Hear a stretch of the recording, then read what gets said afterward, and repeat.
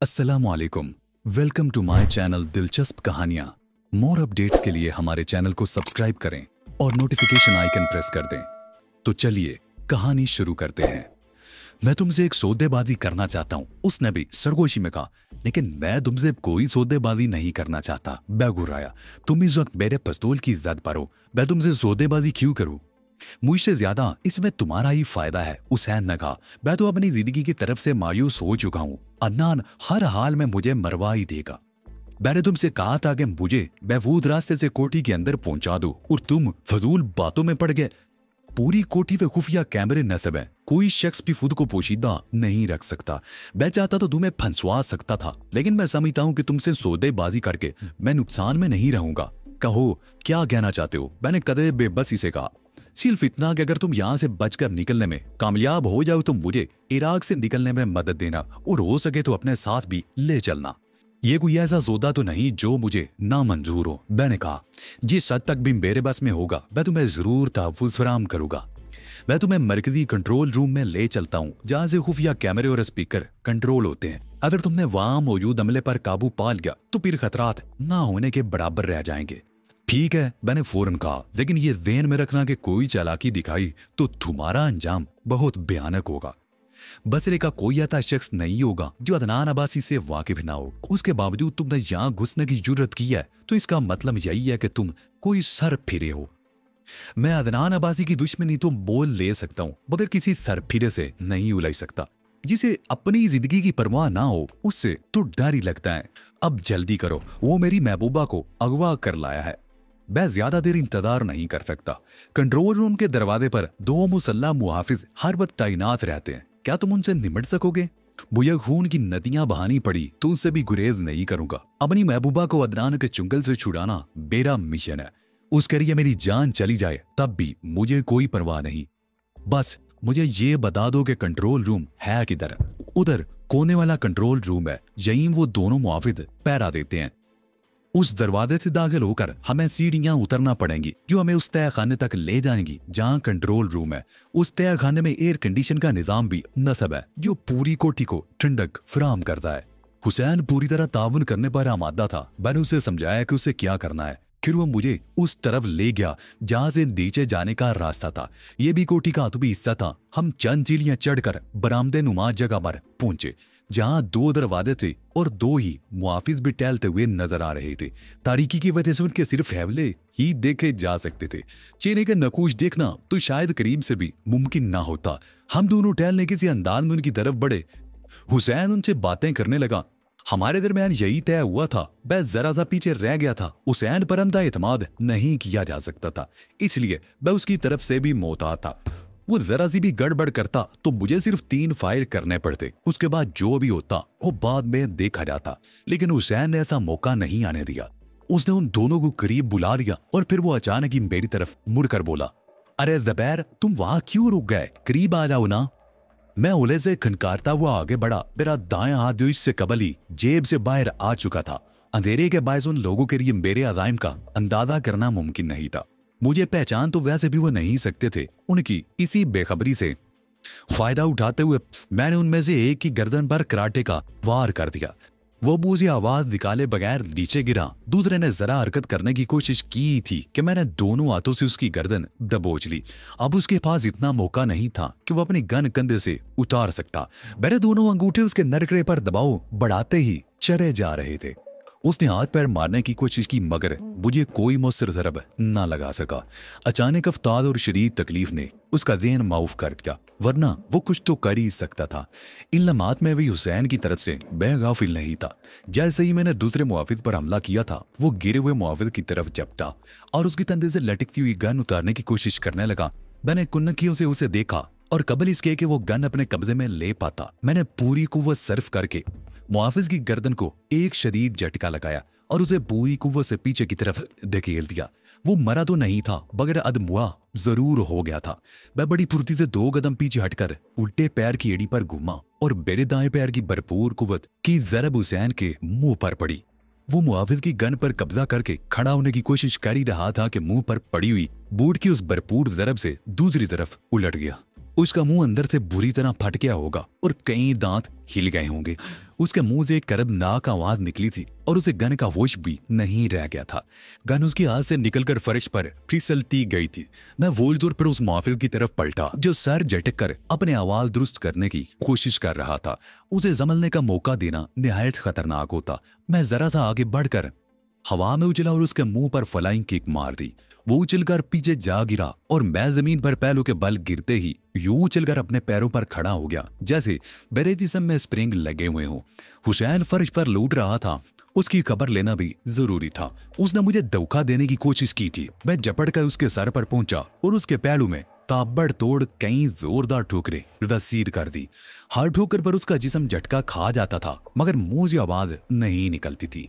उसे अंदाजा हो गया था कि अगर उसने जिंदा रहने का कोई मौका हासिल हो सकता है तो वो खामोशी से पिटने की कीमत पर ही हो सकता है। मुंह से आवाज निकालने की सूरत में तो मैं उसे फौरन ही मार देता, खुद मेरे लिए जो खतरा पैदा हो जाता। हुसैन के पैरों में ताबड़तोड़ कई ठोकरें लगाने के बाद मैं फिर मुहाफिज की तरफ मुतवज्जो हुआ जो अब उठ बैठा था और अपने कंधे से गन उतारने ही वाला था। मैं बर की जरूरत से उसके अकब में पहुंचा और उसकी गुद्दी पर बूट से एक नपी तुली ठोकर मार दी। उसकी हालत पहले ही खराब थी इसलिए वह जरब से बचने की कोशिश भी नहीं कर सका। जरब चूंकि नपी तुली थी इसलिए वो फौरन ही बेहोश हो गया। उसकी तरफ से मुतमईन होकर मैं हुसैन की तरफ बढ़ा और वो लर्द कर रह गया। मुझे मत मारना, उसने कांपती हुई आवाज में फरियाद की। मैं उस पर झुका और उसका गिरेबान पकड़कर एक झटके से उसे खड़ा कर दिया। मैं तुम्हें गोली क्यों मारूंगा प्यारे, मैंने नाच पीस कर कहा। मैं तो तुम्हारी पूजा करूंगा, तुम मेरे हमदर्द जो हो। मैं वादा करता हूँ, उसने हाँफते हुए कहा। तुमसे मुकम्मल ताउन करूंगा। बकवास मत करो, मैं गुर्राया। इससे पहले भी तुम मुझसे इस किस्म का वादा कर चुके हो मगर उसका अंजाम क्या हुआ? तुम क्या समझ रहे थे मैं तुम्हारी तरफ से गाफिल हो गया हूँ? मुझसे गलती हो गई, वो गिड़गिड़ाया। जान के खौफ ने मुझे ये कदम उठाने पर मजबूर किया था। मैंने पहले ही तुम्हें तंबीह कर दी थी। मैंने उसके गिरेबान को झटका दिया लेकिन तुम्हें अकल नहीं आई। अब मैं तुम्हें जिंदा नहीं छोड़ूंगा। नहीं, ज़हम करो, वो ईवानी अंदाज में बोला। खुदा के वास्ते मेरी जान मत लो।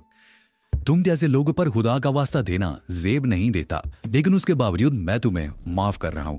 अब अगर तुमने कोई हरकत की तो मैं कुछ नहीं सुनूंगा। मैंने उसका गिरबान छोड़ दिया। मैं तुम्हारा शुक्रगुजार हूं। उसने सुकून का गहरा सांस लेते हुए कहा। कोशिश करूंगा कि तुम्हारा ये एहसान चुका दूं। मेरे पास वक्त नहीं है हुसैन, मैंने सख्त लहजे में कहा। अगर तुम मुझे ताउन नहीं करोगे तो मैं अपना रास्ता खुद बनाना भी अच्छी तरह जानता हूं। मेरा मुंह बुरी तरह जख्मी है, मेरे लिए बोलना भी मुश्किल हो रहा है। हुसैन ने दोनों हाथ अपने मुंह पर रखते हुए कहा। सामने कंट्रोल रूम का दरवाजा है, मैंने जो वादा किया है उसे पूरा जरूर करूंगा। तुम मुझ पर कोई एहसान नहीं करोगे। मैं बदौर कुव्वत तुमसे हुक्म मनवा रहा हूं। अब जल्दी से आगे बढ़ो, मैं तुम्हारे पीछे रहूंगा। और याद रहे, तुम एक बार मुझे धोखा दे चुके हो, इसलिए मैं तुम पर अब एतबार करने का खतरा मोल नहीं लूंगा। मेरे हाथ में पिस्तौल है जिसका रुख तुम्हारी ही तरफ है। तुमने जरा सी भी चालाकी दिखाने की कोशिश की तो मैं तुम्हारी गुत्ती में सुराख कर दूंगा। हुसैन कुछ नहीं बोला, खामोशी से पलटा और सामने नजर आने वाले दरवाजे की तरफ बढ़ने लगा। मैं मुहतात अंदाज में उसके पीछे चल रहा था। दरवाजे के नजदीक पहुंचकर वो रुक गया। इम्कान यही है कि अंदर कोई मुहाफिज नहीं होगा, उसने मेरी तरफ मुड़कर कहा। लेकिन उसके बावजूद तुम मोहतात ही रहना। मैं हमेशा मोहतात ही रहता हूं, मैंने तंदिया लहजे में कहा। ना रहूं तो तुम जैसे पता नहीं कितने हमेशा मेरी दाग में लगे रहते हैं। उसने मेरा तन नजरअंदाज कर दिया। कंट्रोल रूम तक पहुंचने के लिए हमें सीढ़ियां उतरकर नीचे जाना होगा। मुमकिन है वो हमें देख लें, और यह भी मुमकिन है कि उस वक्त वो उस दाखिली दरवाजे को स्क्रीन पर ना देख रहे हो। तुम्हें होशियार करना मेरा फर्ज है। अब तुम जो भी कहो मैं वो करने को तैयार हूं। मैं सोच में पड़ गया। उसकी बात माकूल थी। ज्यादा इम्कान इस बात का था कि वो लोग हमें स्क्रीन पर देख लेंगे, फिर उसका क्या तोड़ किया जाए। फौरी तौर पर कोई तदबीर नहीं सुझाई दी। अगर तुम मुझ पर एतबार करो तो मेरे दिल में एक तरकीब है। मुझे सोचो में गुम देखकर हुसैन ने हिचकिचाते हुए कहा। तुमने खुद को एतबार के लायक छोड़ा ही नहीं है, लेकिन खैर तुम बताओ, मैं देखूंगा कि तुम्हारी तरकीब मेरे लिए किस हद तक काबिल कबूल है। मैं दरवाजा खोलकर अंदर जाता हूँ, तुम यहीं रुककर मुझ पर नजर रखो। जब मैं नीचे का दरवाजा खुलवा लूं तो तुम तेजी से नीचे आ जाओ। अब ये तुम पर मुनसर है कि तुम कितनी तेजी का मुजाहरा कर सकते हो। उसके बताए हुए तरीके में रिस्क था, ताम खतरा तो मुझे मोल लेना ही था। ठीक है, मैंने सारी लाकर रजामंदी जाहिर कर दी और स्टेन गन संभाल ली। तुम नीचे जाकर दरवाजा खुलवाओ। हुसैन ने मुड़कर दरवाजा खोला और अंदर दाखिल हो गया। अंदर बहुत मध्यम रोशनी थी, मगर इस रोशनी में भी मैं साफ देख सकता था। हुसैन सीढ़ियां उतरकर नीचे जा रहा था। मैं दरवाजे से एक कदम पीछे ही रुक गया। सीढ़ियों के इख्तिताम पर 2 दरवाजे नजर आ रहे थे, एक दाएं हाथ की जानिब और दूसरा सामने की तरफ। हुसैन ने सामने वाले दरवाजे पर दस्तक दी। अंदर से कुछ पूछा गया जिसका जवाब उसने दिया, मगर मैं ये नहीं सुन सका कि उसने क्या कहा है। बहरहाल दरवाजा खोल दिया गया। यही वो लम्हा था जब मैं हरकत में आ गया। मैंने बहुत तेजी से कई सीढ़ियां फलांगी और 2 धीमी छलांगों में नीचे पहुंच गया। दरवाजा खोलने वाले शख्स की समझ में कुछ ही ना आ सका। मैंने उसे स्टेन गन की नाल पर लेकर हाथ बुलंद करने का हुक्म दिया और उसे धकेलता हुआ अंदर दाखिल हो गया। मैंने हुसैन को दरवाजा बंद करने का इशारा किया था। अंदर दबीज कालीन बिछे थे, कमरा एयर कंडीशन था और दीवारों के साथ कद आदम मशीनें नस्ब थी, जिन पर मुतअद्दिद इक़साम के डायल और बटन नजर आ रहे थे। कई टीवी भी थे, जिनमें से कुछ स्क्रीनें रोशन थी और कुछ तारीख पड़े थे। दरवाजा खोलने वाले शख्स के अलावा वहां एक शख्स और भी था, जो एक कुर्सी पर बैठा था। उसके सामने बेद पर कहवे की प्याली मौजूद थी और उसकी नजरें टीवी स्क्रीन पर भटक रही थी। उस शख्स ने किसी किस्म की गड़बड़ महसूस करके नजरें उठाई तो उसके होश ही उड़ गए। वह स्टेन गन समेत कंट्रोल रूम में दाखिल हो चुका था। खामोशी से हाथ उठाकर खड़े हो जाओ, मैं गुर्राया, वरना तुम दोनों को भून कर रख दूंगा। वो बेचुनू चिराग किए बगैर कुर्सी से उठ खड़ा हुआ और मेरे इशारे पर दरवाजा खोलने वाले शख्स के बराबर जा खड़ा हुआ। हुसैन मेरे नजदीक ही मौजूद था। तुम लोगों से मेरा कोई झगड़ा नहीं है, मैंने कहा। मेरी दुश्मनी अदनान से है। अगर तुमने मुझसे ताउन किया तो तुम्हें कोई नुकसान नहीं पहुंचेगा। दोनों ने इस बात में सर हिलाए। वो बहुत ज्यादा खौफजदा नजर आ रहे थे। शायद पहली बार इस किस्म की सूरत हाल से 2-4 हुए थे।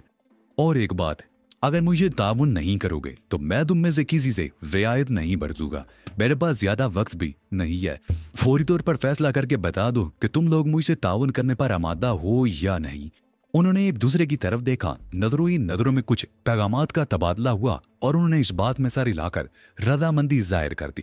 अदनान अब्बासी मेरी महबूबा को अगवा करके ले आया है। तो मुझे ये बताओ कि इस वक्त वो कौन से कमरे में है? वो अपनी ख्वाबगाह में है। उस शख्स ने थूक निकलकर जवाब दी जिसे मैंने पैनल बोर्ड पर बैठे देखा था। उसके साथ और कौन है? मैंने अगला सवाल किया। सेल्वी है और इसके अलावा एक नई लड़की, गालबन वही तुम्हारी महबूबा होगी। क्या यहाँ उसकी ख्वाबगाह का मंदिर देखा जा सकता है? मैंने पूछा। वो जवाब देते हुए जरा सा हिचकिचाया। हाँ, उसने जैसे किसी नतीजे पर पहुंचते हुए कहा, यहाँ से कोठी के हर हिस्से का मंदिर देखा जा सकता है। ठीक है, तो मुझे उसकी ख्वाबगाह का मंदिर दिखाओ, मैंने फरमाइश की और वो शख्स बड़ी फरमाबरदारी से पैनल बोर्ड की तरफ बढ़ा। ठहरो, रुक जाओ, मैंने यार उसी वक्त कहा जब वो एक स्विच की तरफ अपना हाथ बढ़ा रहा था। उसका बढ़ता हुआ हाथ रुक गया। क्या बात होगी? उसने पलटकर मेरी तरफ देखते हुए हैरत से कहा, वापस अपनी जगह पर चले जाओ। मैंने उसे घूरते हुए कहा, जो शख्स कई मुआवजों को जेर करके यहाँ तक पहुंचा हो, वो तुम जैसों की हाथों बेवकूफ नहीं बन सकता। वो अपनी जगह वापस आ गया। मैं तो तुम्हारी हिदायत पर अमल कर रहा था, उसने बेचारगी से कहा। हम तो खुद तुम्हारे रहमो करम पर हैं, तुम्हें बेवकूफ कैसे बना सकते हैं? ये बात कतई खिलाफे अकल है कि अदनान जैसा शख्स तुम्हें अपनी खुलूवत में झांकने की इजाजत दे देगा। मैंने कहा, तुम मुझे मौका देते सब कुछ तुम्हारे सामने आ जाता। अगर मैं तुम्हें उसके ख्वाबगाह का मंदिर ना दिखाता तो तुम मुझे मुर्दे इल्जाम ठहरा सकते थे, उसके बगैर नहीं ठहरा सकते। यकीनन उसने कोई ऐसा इंतजाम जरूर कर रखा होगा कि अगर तुम लोग उसकी ख्वाबगाह का मंदिर देखने की कोशिश करो तो उसे इसका इल्म हो जाए। अगर उसने ऐसा कोई इंतजाम कर भी रखा है तो हमें उसका इल्म किस तरह हो सकता है? हम तो मुलाजिम हैं, जितना बताया जाता है उतना ही जानते हैं। यह तजाइल आरफाना किसी और वक्त के लिए बचा रखो। मैंने तुमसे ताउन की दरख्वास्त की थी मगर तुम नहीं माने। तुम्हें चाहिए था कि मुझे इस खतरे से बाखबर कर देते। हमें नहीं मालूम तुमने ये सब मफरूदे किस बुनियाद पर कायम किए हैं। कि ये बात गलत है कि हम ऐसे किसी इंतजाम से वाकिफ हैं। अगर तुम इतने ही बेखबर होते तो अदनान अब्बासी की ख्वाबगाह का मंदिर दिखाने की हदायत मिलने पर तुम्हारे चेहरे पर सुकून के तासरात न फैलते। मैंने ज़हर खुंद लहजे में कहा। उन दोनों के चेहरे तारीक हो गए। उन्हें अंदाजा नहीं था कि मैं इतनी सी बात से इतना बड़ा और फैसला कुन नतीजा भी ऐसे किया जा सकता है। ये हरकत करने से कबल तुम्हें यह सोच लेना चाहिए था कि अगर तुम्हारी वजह से मैं किसी खतरे से दो चार होता तो तुम दोनों भी जिंदा नहीं बच सकते थे। वो दोनों मुंह से कुछ नहीं बोले, बस थूक निकल कर रह गए। उनकी चेहरों पर हवालियां उड़ने लगी थी। तुम अदनान के नमक खवार हो, इसलिए मैं तुम्हें ज्यादा इल्जाम नहीं दूंगा, लेकिन अब तुम पर भरोसा भी नहीं किया जा सकता। हुसैन, इन दोनों को बांधो।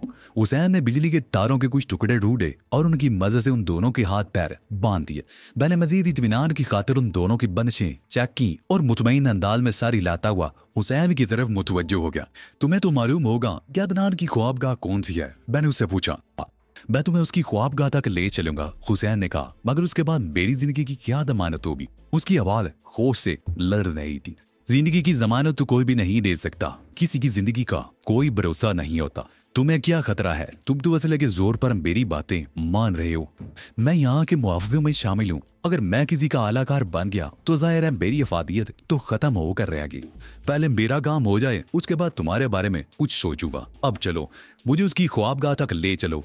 हुसैन खान सा मुस्तरिब दिखाई देने लगा था, मगर उसने कहा कुछ नहीं और कंट्रोल रूम के अंदरूनी दरवाजे की तरफ बढ़ा। उस दरवाजे से भी पहुंचा जा सकता है। उस दरवाजे की दूसरी तरफ भी जीने थे जो हमें दूसरी मंजिल तक ले गए।